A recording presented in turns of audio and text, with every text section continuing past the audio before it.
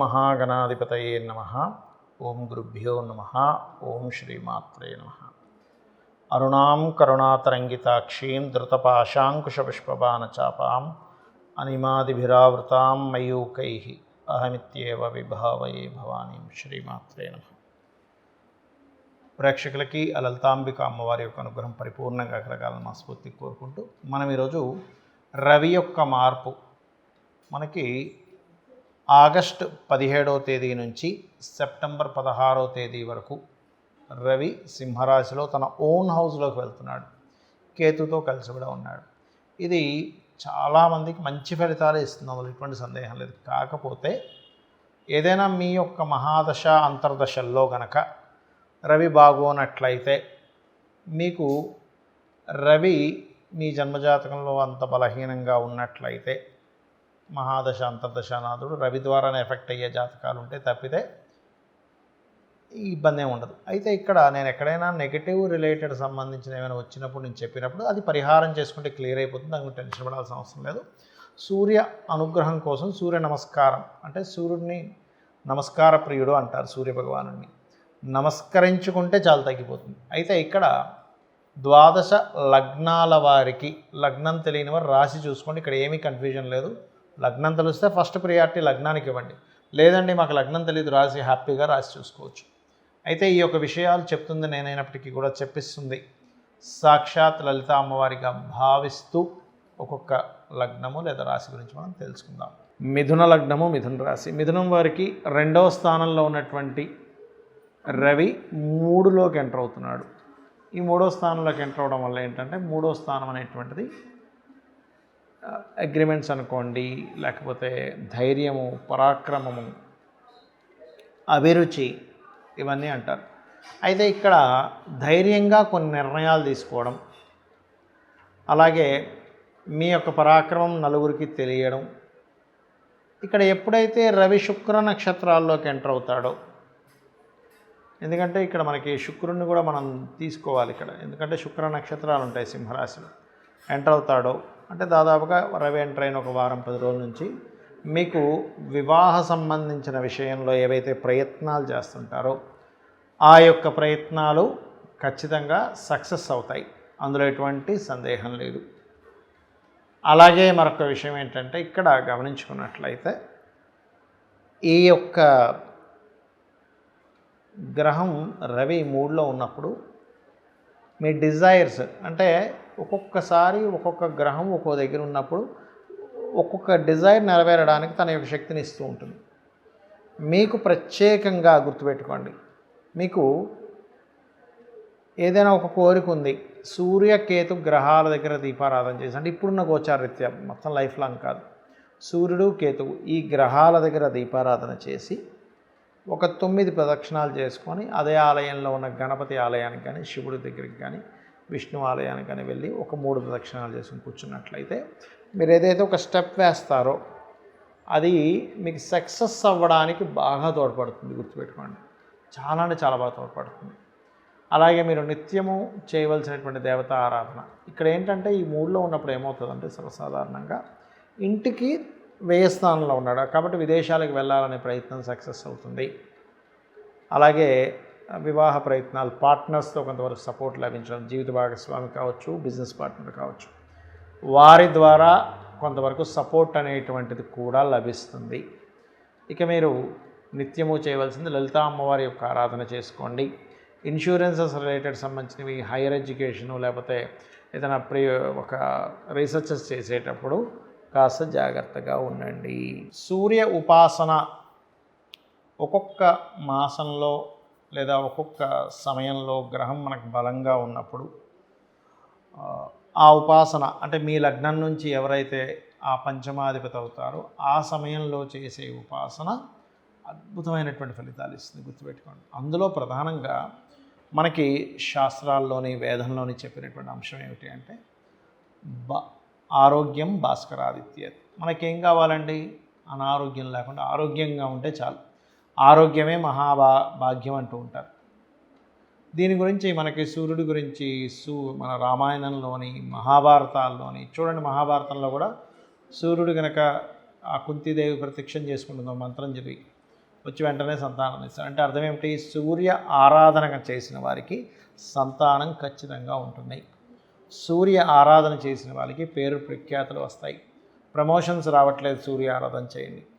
అదేవిధంగా name and fame రావట్లేదు, సూర్య ఆరాధన చేయండి. అంటే చాలామందికి సందేహం, ఆరాధన అంటే ఏం చేయాలి? ఎందుకంటే చాలామందికి ఈ తెలుగు టర్మినాలజీ తెలియకపోవడం వల్ల కూడా ఆరాధన అంటే ఏం చేయాలండి అని అడుగుతుంటారు.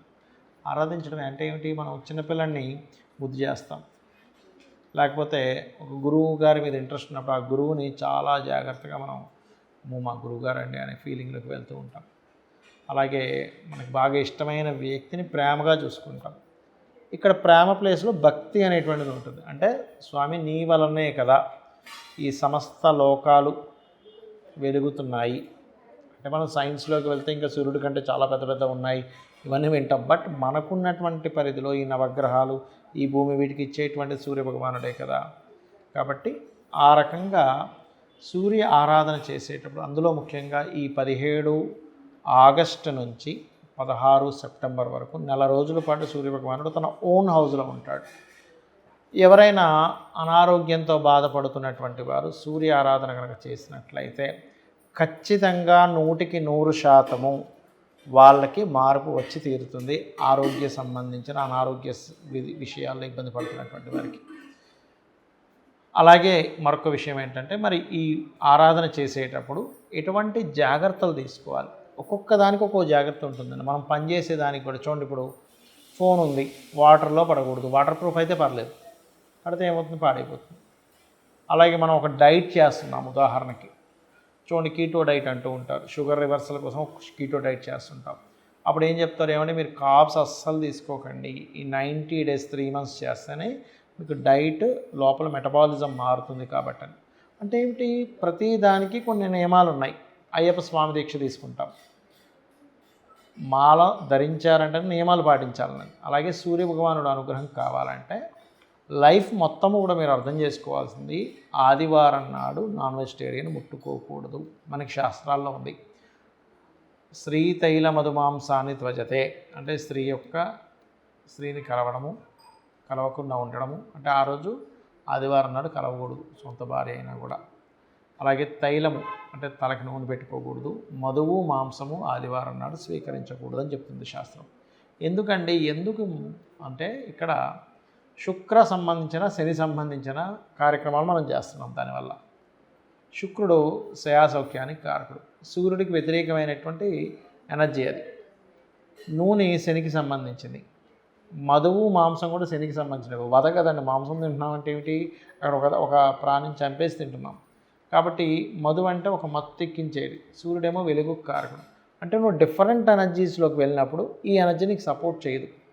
ఎలా అయితే మనం పథ్యం చేయాలంటారు, కొన్ని ఆయుర్వేదంలో ఉంటుంది, మీరు ఇవి తినకండి, ఈ వంకాయ తినకండి, ఆలుగడ్డ తినకండి, ఇది ఆ ఔషధం వాడేటువంటి వారికి.